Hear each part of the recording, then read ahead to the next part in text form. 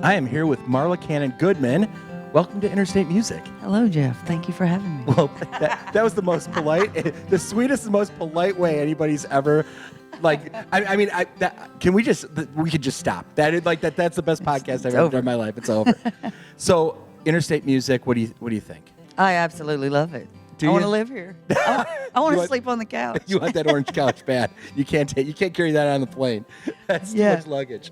So, I have just absolutely loved the time that from the moment I met you to now, it was just like this kind of Bryce Long introducing me to you at Jolton Hardware out in Nashville.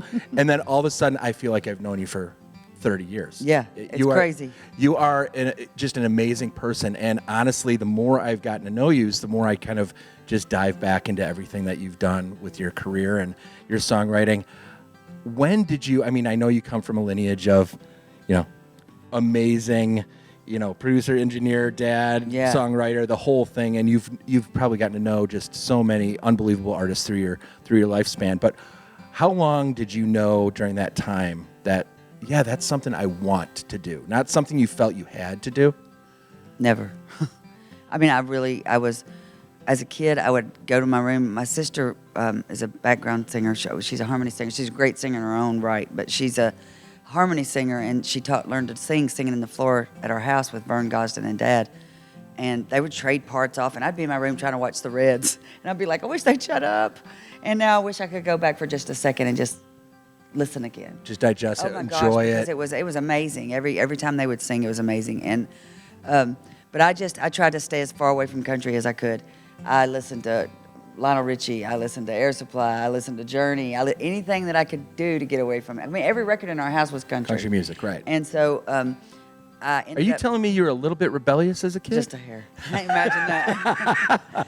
But I was in the bathroom one day fixing my hair for school, and I heard these voices coming out of the Ralph Emery show, used to be on in the mornings. And I went in there to see who it was, and there was a duo on TV, and their names were the Soap Sisters. Okay. And they blew my mind that morning. They just blew my mind away, and it ended up being the Judds. And I was enamored with them. And so, they were nobody at the time. Right. And that kind of tweaked my ear back to country. And I ended up going to a predominantly black college and marching in the band, and which was What'd you play? I was the only girl, clarinet, red clarinet. A red clarinet. I'll show you a picture after we're done. We'll post it. It was great. Some of the best fun I ever had. And it was all funk music. They were a high-stepping show band like Florida A&M, sure. Jackson State, and that's TSU's like that. And so I was doing that, and I was at a writer's night one night, or like a guitar pull thing, and one of the guys said, Marla, why don't you do anything in music? And my sister Melanie said, she writes poems. And I'd been writing poems ever since I was a kid. And he said, well, I'd like to read some of them. So I sent him a couple. And 2 days later, he called me back and said, hey, Maples, listen to this.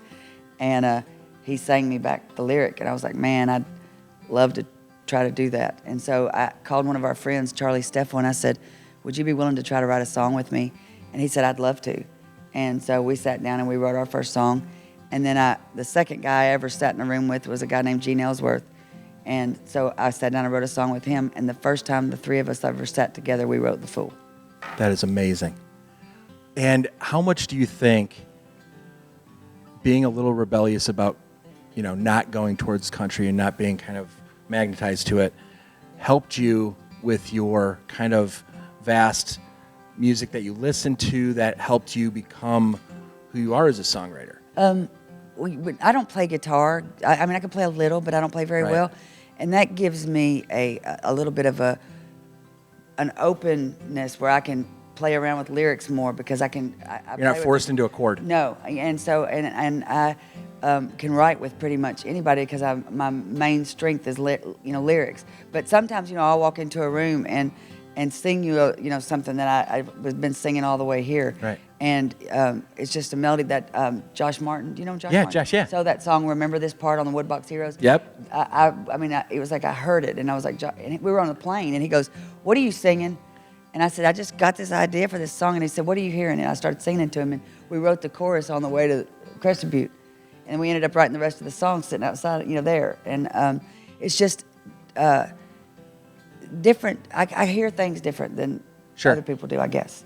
And it just processes, and it turns into lyrics. Yeah, and it helps me too because I write with young people, so it Which helps is a me. huge reason why, like, I just, loved you from the time I met you, fell deeply in love with you as a person when I started to realize how much you gravitate to the young songwriter as almost just wanting to be there for them, for their passion, and you really truly enjoy it, and it's a big part of who you are. You've been lately. I mean, you're Yes. really going out there and working with young songwriters. That, let's face it, a lot of established hit songwriters Don't give them time don't of day. do that. So Yeah. what's your reasoning behind it? Other than just being Marla. Yeah. Well, I mean, it's like funny because a lot of them, Peyton Smith, I'd never seen him before. I didn't know him from Yeah. Adam.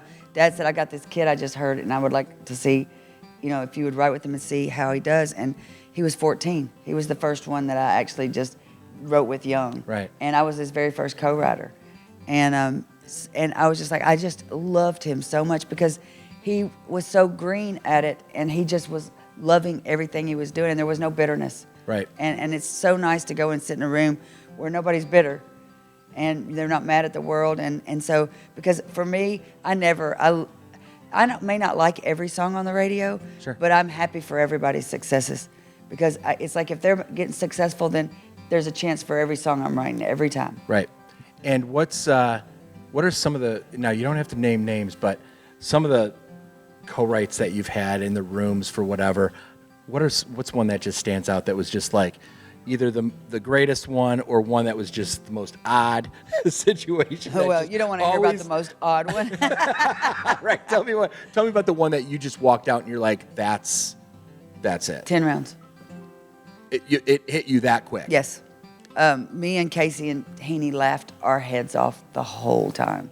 I mean, we actually put the guy in a cab at the end of the song and sent him home, and we doing the safe thing so we wouldn't get blasted. And when we took it in and played it for our publishers, they were like, Because "Oh no." what year was it that you wrote that song?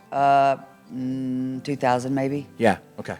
And back then, I mean, you write that song. I mean, it's a whole different world right now as far as Right. what the lyrics are in songs and what was okay back then versus what's okay Right. today, which is crazy in itself. But it sounds like that. Did you expect it to be a hit, or did you just love the song and thought it had something to it? It made us happy. Yeah. You know what I mean? It is that song. And it wasn't it's a novelty song, but it was well written. We made sure we went over every line and made sure that every line was right.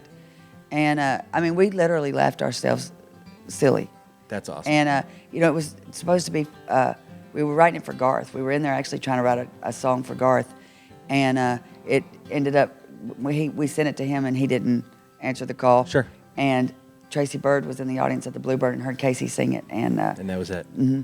That's Garth awesome. called the day after Tracy cut it, won the song. A little late. Well, he's cut it. Garth's cut it twice.